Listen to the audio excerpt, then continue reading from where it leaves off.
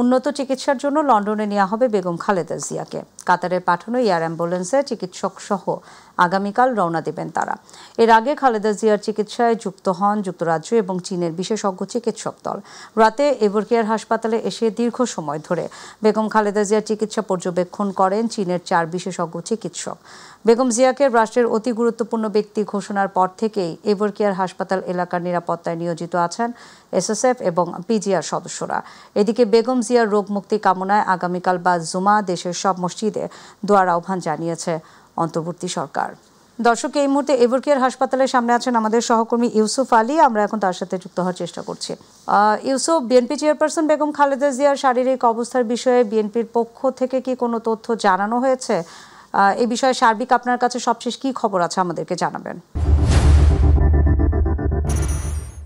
নাদিয়া, আপনি জানেন যে আমরা সকাল থেকে গণমাধ্যম কর্মীরা এভারকেয়ার হাসপাতালের সামনে অপেক্ষা করছি যে বেগম খালেদা জিয়ার শারীরিক অবস্থা বা তার চিকিৎসার বিষয়ে বিস্তারিত তথ্য আমাদেরকে বিএনপির তরফ থেকে জানানো হবে। গতকালকে যেহেতু দলের পক্ষ থেকে কোনো কিছু জানানো হয়নি, আজকে আমাদেরকে 12:30টায় ব্রিফিং করে জানানোর কথা ছিল যে বেগম খালেদা জিয়ার চিকিৎসার অবস্থাকে, এবং আমেরিকা, যুক্তরাজ্য এবং চীন থেকে যে বিশেষজ্ঞ চিকিৎসক দল এসেছেন তারা বোর্ড বসে যে বৈঠক করেছেন সেই বৈঠকে তারা আসলে কী সিদ্ধান্ত নিয়েছেন সেটি আমাদেরকে জানানোর কথা। আমরা একটা বিষয় জানতে পেরেছি যে বেগম খালেদা জিয়াকে লন্ডনে নেওয়া হতে পারে উন্নত চিকিৎসার জন্য এবং কাতার এয়ার অ্যাম্বুলেন্সে করে তাকে নেওয়া হতে পারে। তবে এই বিষয়টি আমরা নিশ্চিত করে বলতে পারবো বিএনপির তরফ থেকে যখন সংবাদ সম্মেলন করে আমাদেরকে জানানো হবে। আমরা নিশ্চিত করে বলতে পারবো যে আগামীকালকে কখন বেগম খালেদা জিয়াকে উন্নত চিকিৎসার জন্য লন্ডনে নেওয়া হবে। এভারকেয়ার হাসপাতালের গেটে আপনি দেখতে পাচ্ছেন যে আমরা গণমাধ্যম কর্মীরা অপেক্ষা করছি। 12:30 থেকে কিন্তু আমাদেরকে সংবাদ সম্মেলন করে জানানোর কথা ছিল যে এই যে খালেদা জিয়ার যে চিকিৎসা, সেই চিকিৎসাটা আসলে কিভাবে চলছে এবং উন্নত চিকিৎসার জন্য কি কি করণীয়। কিছুক্ষণ আগে চীনের একটি প্রতিনিধি দল হাসপাতাল থেকে বেরিয়ে গেছেন। এতে করে ধারণা করা হচ্ছে যে সকালে আপনার চীন, আমেরিকা এবং ব্রিটেনের এই 3টি দেশের প্রতিনিধি দল সেখানে বৈঠক করেছে এবং বৈঠক করে তারা একটি সিদ্ধান্ত নিয়েছেন। এই বৈঠকে আসলে সিদ্ধান্তটি কি হয়েছে কিংবা মেডিকেল যে বোর্ড, সেই বোর্ডের বৈঠকে কি সিদ্ধান্ত হয়েছে সেটি আমরা জানতে পারবো। বিএনপির স্থায়ী কমিটির সদস্য ডাক্তার AZM জাহিদ হোসেন কিছুক্ষণের মধ্যেই হয়তো আমাদেরকে জানাবেন যে মেডিকেল বোর্ডের কি সিদ্ধান্ত নেওয়া হয়েছে। তবে এই যে লন্ডনে যে নেয়ার বিষয়টি, সেটি এর আগেও কিন্তু লন্ডনে গিয়ে তিনি চিকিৎসা নিয়েছেন এবং সেখান থেকে অনেকটাই সুস্থ হয়ে দেশে ফিরেছেন। এরপর পর্যায়ক্রমে তাকে বাংলাদেশে এই এভারকেয়ার হাসপাতালে তাকে চিকিৎসাধীন রাখা হয়েছে। সবশেষ তার স্বাস্থ্যের অবনতি ঘটায় 23 নভেম্বর এভারকেয়ার হাসপাতালে ভর্তি করা হয় এবং আরও অবনতি ঘটায় 27 নভেম্বর তাকে CCUতে স্থানান্তর করা হয়।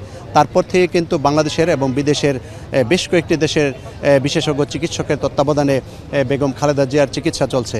এর মধ্যে গতকাল প্রধান উপদেষ্টা ডক্টর মোহাম্মদ ইউনুস বেগম খালেদা জিয়াকে দেখে গেছেন। হয়তো সেখান থেকেই কিছু একটা নির্দেশনা হয়তো দিয়েছেন যে বেগম খালেদা জিয়াকে উন্নত চিকিৎসা দিয়ে দ্রুত সুস্থ করে তোলার জন্য। তার পরিপ্রেক্ষিতেই হয়তো এমনটি হতে পারে যে আগামীকাল বেগম খালেদা জিয়াকে লন্ডনে নিয়ে যাওয়া হতে পারে এবং সেখানে যদি নিয়ে যাওয়া হয় তাহলে কাতার এয়ারওয়েজের পক্ষ থেকে সব ধরনের সহায়তা করার কথা জানিয়েছে। তবে আমরা এই বিষয়টি পুরোপুরি নিশ্চিত করতে পারবো যখন দলের পক্ষ থেকে সংবাদ সম্মেলন করে আমাদের জানানো হবে। নাদিয়া, এভারকেয়ার হাসপাতালের গেট থেকে এই ছিল আমার কাছে বেগম খালেদা জিয়ার শারীরিক অবস্থা এবং বিদেশ যাওয়ার সবশেষ তথ্য। নাদিয়া। ইউসুফ, আপনাকে ধন্যবাদ। দর্শক, আমাদের সহকর্মী ইউসুফ আলী জানাচ্ছিলেন বেগম খালেদা জিয়ার শারীরিক পরিস্থিতির সবশেষ খবর। চলে যাব পরের সংবাদে। বিএনপি চেয়ারপারসন বেগম খালেদা জিয়ার শারীরিক অবস্থা অপরিবর্তিত রয়েছে। আগের মতোই তার চিকিৎসা চলছে বলে জানিয়েছেন বিএনপির সিনিয়র যুগ্ম মহাসচিব রুহুল কবির রিজভী। সকালে নয়াপল্টনে এক সংবাদ সম্মেলনে তিনি এসব কথা জানান। বেগম জিয়াকে ষড়যন্ত্র করে অসুস্থ করা হয়েছে বলে তিনি জানান। সুস্থতা কামনায় দেশের প্রতিটি মসজিদ সহ সব প্রার্থনালয়ে আরোগ্য কামনার প্রার্থনা করা হবে। তিনি বলেন, 7 থেকে 13 ডিসেম্বর দেশ গড়া পরিকল্পনা নিয়ে মতবিনিময় কর্মসূচি দিয়েছে বিএনপি। সব অনুষ্ঠানে ভার্চুয়ালি যুক্ত থাকবেন বিএনপির ভারপ্রাপ্ত চেয়ারম্যান তারেক রহমান। আমরা প্রত্যেকেই সারা জাতি এবং আন্তর্জাতিক সম্প্রদায় পর্যন্ত তার জন্য দোয়া করছে, আল্লাহ যেন তাকে দ্রুত আরোগ্য করেন, দ্রুত সুস্থতা দান করেন।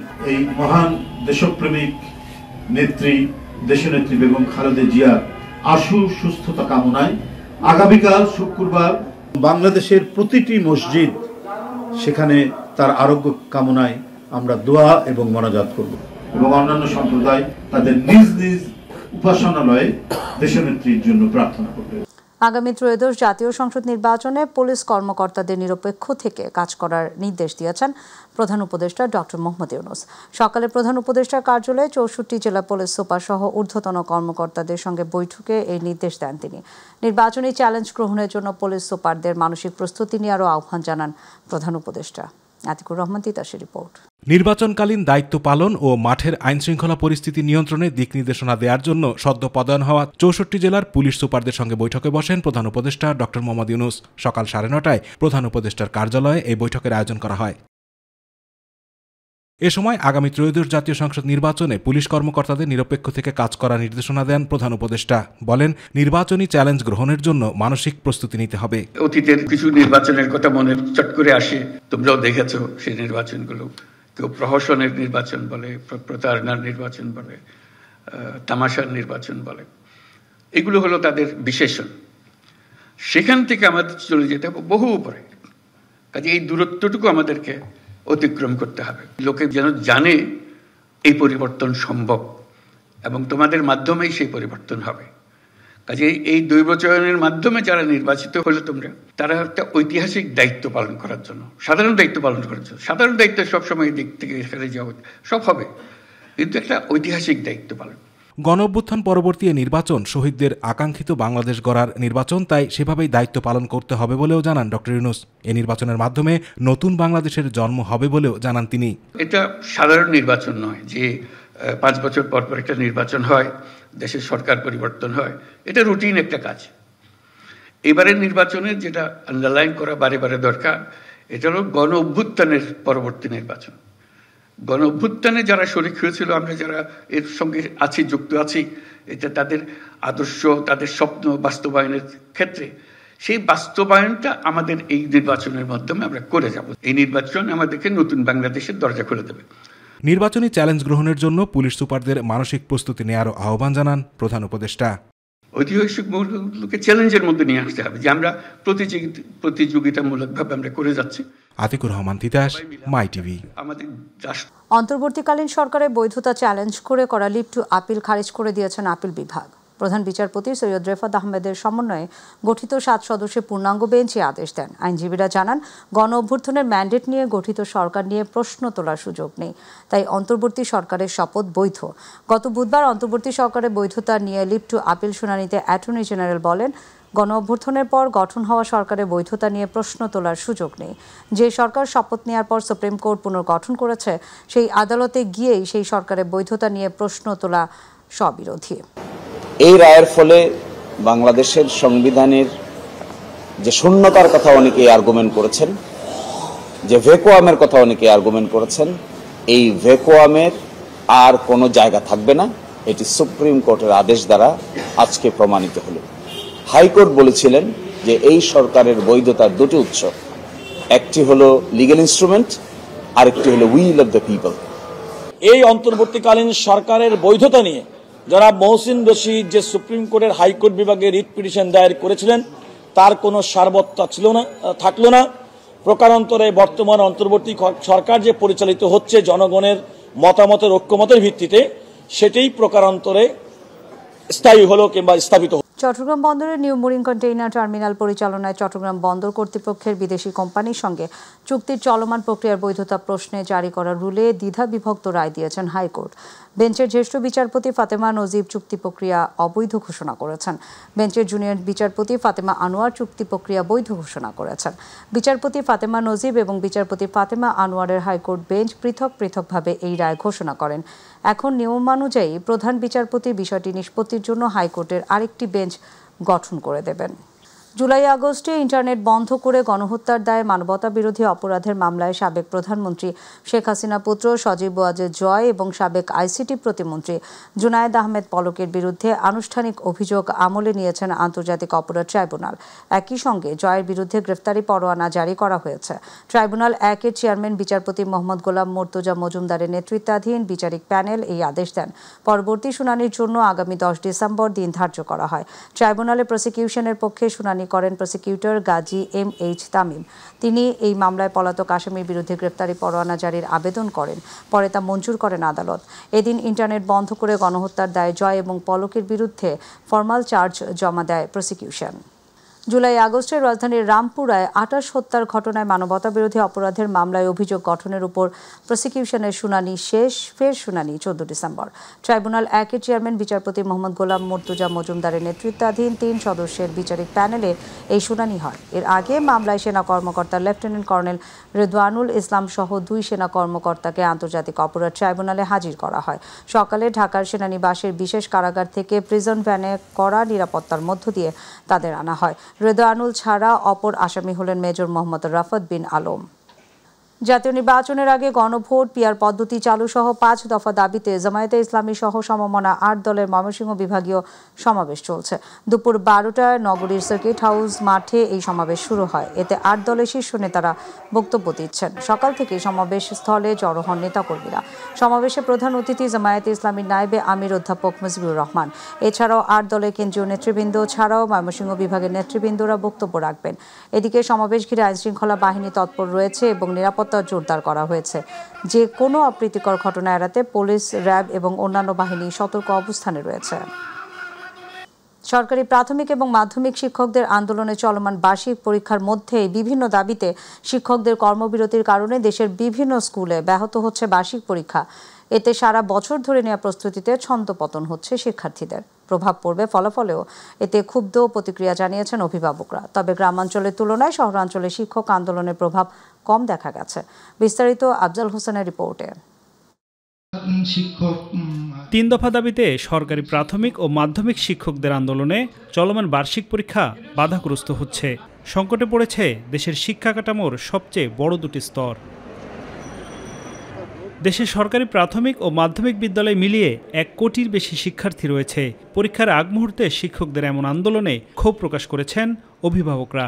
ওদের চাকরিই থাকার, আমার বাচ্চার রক্তর উপর দাঁড়াইয়ে আমি আমার অধিকার প্রতিষ্ঠা করব, এইরকম মানসিকতার কোনো শিক্ষকের কাছ থেকে কোনো কিছু সে যে মানুষ তৈরি হবে, মানুষ হবে না, ওরা এমনিই জানোয়ার। বাৎসরিক পরীক্ষায় যে প্রস্তুতিটা থাকে বাচ্চাদের, এই প্রস্তুতি যদি একবারই হয়ে যায়, ইফেক্ট হয়ে পড়ে সেই পড়াশোনার উপরে, তাহলে আর ওই প্রস্তুতিটা নিতে পারে না বাচ্চারা। শহরের তুলনায় গ্রামাঞ্চলে শিক্ষক আন্দোলনের প্রভাব বেশি। অভিভাবকরা বলছেন শিক্ষার্থীদের সারা বছরের পরিশ্রমকে জিম্মি করছেন শিক্ষকরা। তারা নিজেদের সাথে আমাদের বাচ্চাগুলোকে ব্যবহার করতে পারে না। কালকে তারা প্রিপারেশন নিয়ে আসছে, পরীক্ষা দেবে, কালকে দিতে পারে নাই, আজকে আসছে ফিরে যাচ্ছে। তাহলে বাচ্চাদের প্রত্যেকদিন হয়রানি হচ্ছে। কেন আজকে এদের পরীক্ষাটা হবে না? আপনারা পরীক্ষাটা নেন, পরীক্ষা নিয়ে আপনারা সম্পূর্ণ আন্দোলনে যান। অবশ্যই আপনাদের দাবির বিষয় থাকতে পারে, আমাদের প্রত্যেকের দাবির বিষয় থাকে এই সব ক্ষেত্রে।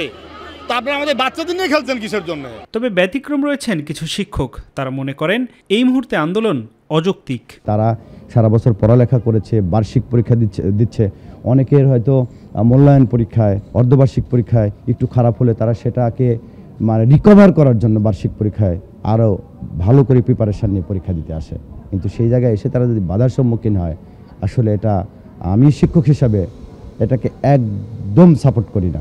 সহকারী শিক্ষকদের জাতীয় বেতন স্কেলে 11তম গ্রেড দেয়া, চাকরির 10 ও 16 বছর পূর্তিতে উচ্চতর গ্রেড প্রাপ্তির জটিলতার নিরসন এবং সহকারী শিক্ষক থেকে প্রধান শিক্ষক পদে শতভাগ বিভাগীয় পদোন্নতি দেওয়ার দাবিতে আন্দোলন করছেন শিক্ষকরা। আফজাল হোসেন, মাই টিভি, ঢাকা। 10ম গ্রেডের দাবিতে দ্বিতীয় দিনের মতো সারা দেশের সব সরকারি হাসপাতালে অর্ধ দিবস কর্মবিরতি পালন করেছে মেডিকেল টেকনোলজিস্ট এবং ফার্মাসিস্টরা। সকাল 8টা থেকে 12টা পর্যন্ত কর্মবিরতি পালন করেন তারা। এ সময় বন্ধ রাখা হয় ব্লাড ব্যাংক, সিটি স্ক্যান, এক্সরের মতো অতি জরুরি বিভাগগুলো। বিষয়টি নিয়ে ক্ষুব্ধ রোগী এবং স্বজনরা। ইলিয়াস মাতবরের রিপোর্ট। 11তম গ্রেড থেকে 10ম গ্রেডে উন্নতিকরণের দাবিতে দ্বিতীয় দিনের মতো সারা দেশে কর্মবিরতি পালন করছেন মেডিকেল টেকনোলজিস্ট ও ফার্মাসিস্টরা। সকাল 8টা থেকে দুপুর 12টা পর্যন্ত চিকিৎসা সেবা বন্ধ রেখে আন্দোলন করেন তারা। এ সময় বন্ধ রাখা হয় ব্লাড ব্যাংক, রেডিওলজির, সিটি স্ক্যান, এক্সরের মতো অতি জরুরি বিভাগগুলো। রোগীদের সরকারি ওষুধ প্রদানও বন্ধ রাখেন আন্দোলনকারীরা। তারা জানান মেডিকেল টেকনোলজিস্ট ও ফার্মাসিস্ট পদ সৃষ্টির পর থেকে তাতে পদোন্নতির কোনো সুযোগ রাখা হয়নি। বারবার আশ্বাস দিয়েও তা বাস্তবায়ন করেনি মন্ত্রণালয়। এজন্যই আন্দোলনের পথ বেছে নেওয়া হয়েছে। আমাদের দাবি হচ্ছে 11তম গ্রেড থেকে 10ম গ্রেডে উন্নীত করতে হবে এবং এটা দীর্ঘ 3 দশকের দাবি আমাদের। এবং সরকারের সাথে আমাদের একটা মেমোরেন্ডাম ছিল যে ডিপ্লোমা প্রকৌশলীদের ন্যায় সকল সুযোগ সুবিধা ডিপ্লোমা মেডিকেল টেকনোলজিস্টরা পাবে, কিন্তু অদ্যাবধি আমাদের এই দাবিটি বাস্তবায়ন করা হয়নি। এদিকে কর্মবিরতির কারণে চিকিৎসা নিতে আসা সাধারণ মানুষ পড়েন চরম বিড়ম্বনায়। সেবা না পেয়ে ক্ষোভ জানিয়েছেন রোগী ও তাদের স্বজনরা। ওনাদের টেকনোলজিস্ট আর ফার্মাসিস্টরা নাকি আপনার আন্দোলন করতেছে, ওনাদের এখন ল্যাব বন্ধ আছে, প্লাস মনে করেন এই জন্য রক্ত পরীক্ষাগুলো করা যাবে না বলে দিছে। ওনাদের 10ম গ্রেড বাস্তবায়ন করতে হবে, তো এই জন্য ওনারা আজকে কমপ্লিট শাটডাউন ডাকছে, তো এই জন্য আমার রিপোর্ট পাইতেছি না। শাশুড়ির জন্য এই জায়গায় আসছি, আসার পর আমরা এটা ভোগান্তি করতেছে, কোন সময় এটা কোনো গ্যারান্টি নেই। আজকে তার রিপোর্টই দেখাইতে পারবো না, তাহলে আমরা তখন কি করবো? আবার ওই শনিবারে, তাহলে আমরা এত ইমার্জেন্সি আইসা কি করব? আমরা সকাল 8টা থেকে আজ এখন 3 ঘন্টা, প্রায় 3 ঘন্টা 3.5 ঘন্টা ধরে আমরা এখানে দাঁড়ায় আছি। দাবি আদায়ের জন্য অসহায় রোগীদের জিম্মি না করার আহ্বান জানান সেবা নিতে আসা ভুক্তভোগীরা।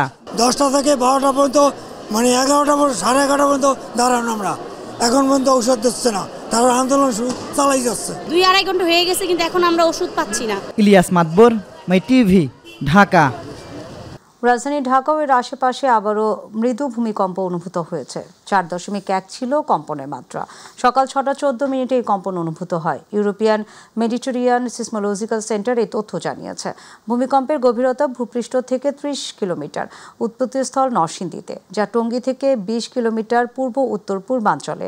এর আগে সোমবার কক্সবাজার এবং চট্টগ্রামে ভূমিকম্প অনুভূত হয়। সংস্কারের অভাবে তীব্র মাত্রার ভূমিকম্প ছাড়াই নোয়াখালীতে কয়েক শত ভবন ভেঙে পড়বে বলে আশঙ্কা করছেন স্থানীয়রা।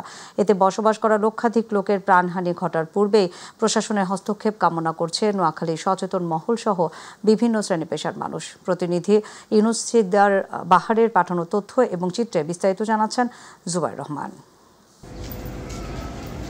নোয়াখালীর প্রাচীন জেলা কারাগার সহ প্রশাসনের পূর্বে পরিত্যক্ত ঘোষণা করা শতাধিক ভবন এখন মারাত্মক ভূমিকম্প ঝুঁকিতে।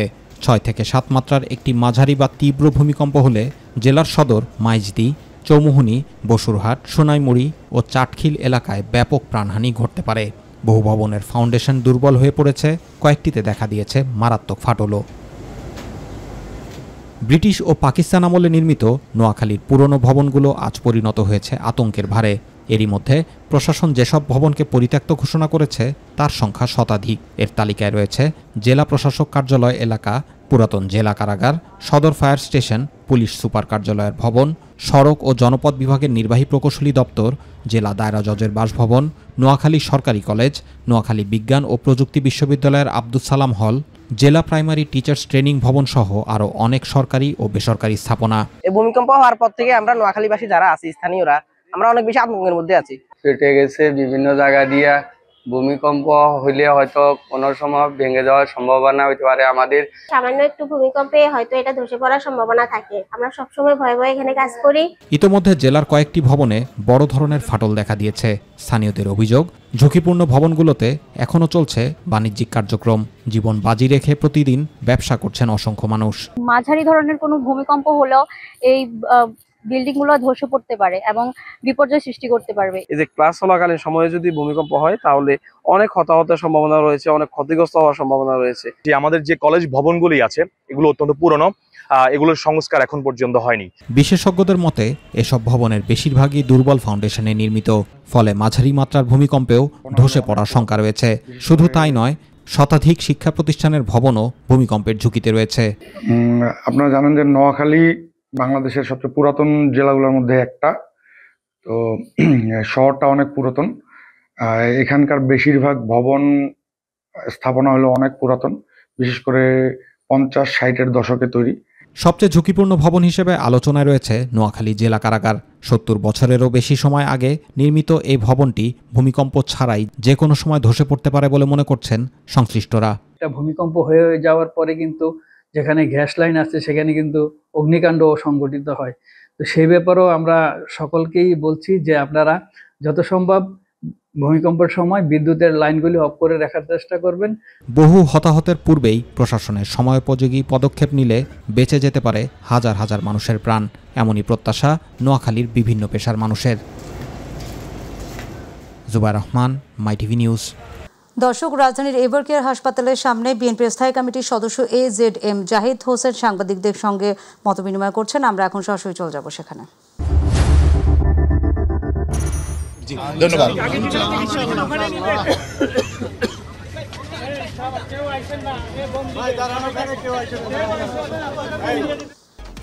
ঘন কুয়াশা এবং ঠান্ডায় উত্তরে জেলা কুড়িগ্রামে জনজীবন বিপর্যস্ত হয়ে পড়েছে। হিমেল হাওয়ায় দুর্ভোগে নেমে এসেছে জনপথে। সকাল হলে কুয়াশার কারণে সড়ক দেখতে না পাওয়ায় হেডলাইট জ্বালিয়ে চলছে যানবাহন। তাপমাত্রা কমে যাওয়ায় চরম বিপাকে পড়েছেন এই অঞ্চলে খেটে খাওয়া দিনমজুর, নিম্ন আয়ের শ্রমজীবী মানুষ। সকাল 6টায় কুড়িগ্রামের সর্বনিম্ন তাপমাত্রা রেকর্ড করা হয়েছে 12.4 ডিগ্রি সেলসিয়াস। ঠান্ডা উপেক্ষা করে জীবিকা নির্বাহের তাগিদে ঘর থেকে বের হওয়া লোকজন পড়েছেন বিপাকে। লালমনিরহাটে পাটগ্রাম সীমান্তে ভারতীয় সীমান্তরক্ষী বাহিনী BSF এর গুলিতে সবুজ মিয়া নামে এক বাংলাদেশি যুবক নিহত হয়েছেন। ভোরে উপজেলার জগৎবের ইউনিয়নের শমশেরনগর সীমান্তে এই ঘটনা ঘটে। স্থানীয়রা জানায়, ভোরে তিস্তা ব্যাটালিয়ন 61 বিজিবির অধীনস্থ শমশেরনগর সীমান্তের ভারতের অভ্যন্তরে কেনাকাটা নামক স্থানে এই ঘটনা ঘটে। অভিযোগ রয়েছে, গরু পারাপারের উদ্দেশ্যে কয়েকজন বাংলাদেশি ওই সীমান্তে গেলে BSF এর সদস্যরা তাদের লক্ষ্য করে গুলি ছোড়ে। এতে ঘটনাস্থলে সবুজ মিয়ার মৃত্যু হয়। ঘটনাস্থলটি সীমান্তের অন্তত 30 গজ ভেতরে বলে জানা গেছে। পাটগ্রাম থানা ভারপ্রাপ্ত কর্মকর্তা মিজানুর রহমান ঘটনার সত্যতা নিশ্চিত করেছেন। ভোলার মেঘনা এবং তেঁতুলিয়া নদীতে ইলিশ সহ অন্যান্য মাছের সংকট দেখা দিয়েছে। জেলে এবং আড়তদাররা বলছেন, ভরা মৌসুমেও কাঙ্ক্ষিত মাছ না পাওয়ায় তাদের উপর বাড়ছে ঋণের বোঝা। মৎস্য বিভাগ বলছে, এ সময় নদীতে ইলিশ কম এলেও শীত বাড়লে অন্যান্য মাছ পাওয়া যাবে। প্রতিনিধি আরিফ হোসেন লিটনের তথ্যচিত্রে আরও জানাচ্ছেন সাইদুর রহমান আবির। ভোলার মেঘনা ও তেঁতুলিয়া নদীতে ইলিশের দেখা না পেয়ে গভীর সংকটে পড়েছেন জেলে ও আড়তদাররা। ভরা মৌসুমেও প্রত্যাশা মতো মাছ না পাওয়ায় তার উপর অক্টোবরের 22 দিনের নিষেধাজ্ঞা জেলেদের দুর্ভোগ আরও বাড়িয়ে দিয়েছে। অভিযান শেষে নদীতে নেমেও মিলছে না কাঙ্ক্ষিত ইলিশের দেখা। হাতে আসছে শুধু অল্প কিছু ঝাটকা, আর তা দিয়ে লাভ তো দূরের কথা, ঋণের বোঝাও কমছে না জেলেদের। অভিযানের পর যে আমরা ধুয়া মুছা গদি খুলছি, গদি খুলে তাতে আমাদের মানে যেই পরিমাণ ইলিশ মাছ পড়ে, এই পরিমাণ ইলিশ মাছ আমাদের কোনো গদি খরচই হইতে আছে না। আমরা অনেক টাকা লোকসানে আছি। শীতের প্রথম মৌসুম থেকে কোনো ইলিশ নেই নদীতে, কিছু পাঙ্গাস ছিল, এখন পাঙ্গাসও নেই। মাছের অভাবে খুচরা বিক্রেতারাও পড়েছেন বিপাকে। ঘাটে ঘন্টার পর ঘন্টা অপেক্ষা করেও কিনতে পারছেন না পর্যাপ্ত মাছ। নদীর পাড়ে আইসি, মাছ কিনতাম, মাছ নাই, এমন মাছ না কিনতে পেরে বাসার দিকে চলে যায়।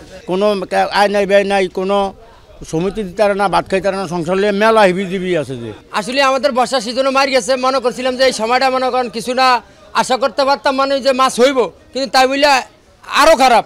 মৎস্য কর্মকর্তারা বলছেন, এই সময়ে স্বাভাবিকভাবে ইলিশের চাপ কম থাকে। শীত বাড়লে অন্যান্য মাছ আসবে, তখন জেলেরা আবার ঘুরে দাঁড়াতে পারবেন। সাধারণত এই সময়ে ইলিশ পাওয়া যায় না, কারণ এটা ইলিশের মৌসুম নয়। ইলিশের মূল মৌসুম হলো আসলে আমাদের দেশের জুলাই, আগস্ট, সেপ্টেম্বর, যে সময় আমাদের দেশে বর্ষাকাল থাকে, এই সময়। যার কারণে জেলেরা আসলে এখন ইলিশ কম পাচ্ছে এবং এই কম পাওয়াটাই স্বাভাবিক। এদিকে সচেতন মহল বলছে, ঝাটকা ধরা ও বিক্রি চলতে থাকলে ভবিষ্যতে ইলিশের বংশবৃদ্ধি মারাত্মকভাবে হুমকির মুখে পড়বে। ঝাটকা সংরক্ষণ ও জেলেদের বিকল্প আয়ের পথ নিশ্চিত করার দাবি তাদের। সাইদুর রহমান আবির, মাই টিভি নিউজ ডেস্ক। দর্শক, ভিন্ন এক খবর দিয়ে শেষ করব সংবাদ। পাবনার ঈশ্বরদীতে জীবন্ত 8টি কুকুরছানাকে বস্তাবন্দি করে পুকুরে ফেলে হত্যার ঘটনায় পুরো এলাকায় নেমে এসেছে ক্ষোভ এবং অসন্তোষের ঝড়। তবে এই অমানবিক ঘটনার মাঝেও উজ্জ্বল হয়ে উঠেছে মানবতার এক দৃষ্টান্ত। হারানো সন্তানদের খুঁজতে পাগলপ্রায় মা কুকুরটির কোলে 2টি ছানা তুলে দিয়েছে স্বেচ্ছাসেবী সংগঠন ঈশ্বরদিয়ান। বুধবার উপজেলা পরিষদ চত্বরে উপজেলা নির্বাহী অফিসার মোহাম্মদ মনিরুজ্জামানের উপস্থিতিতে শাহরিয়ার অমিত এবং তার সহপাঠীরা মা কুকুরটির কোলে 2টি ছানা তুলে দেন। 2টি ছানা কাছে পাওয়ার সঙ্গে সঙ্গে মা কুকুরটি তাদের জড়িয়ে ধরে আদর করতে থাকে।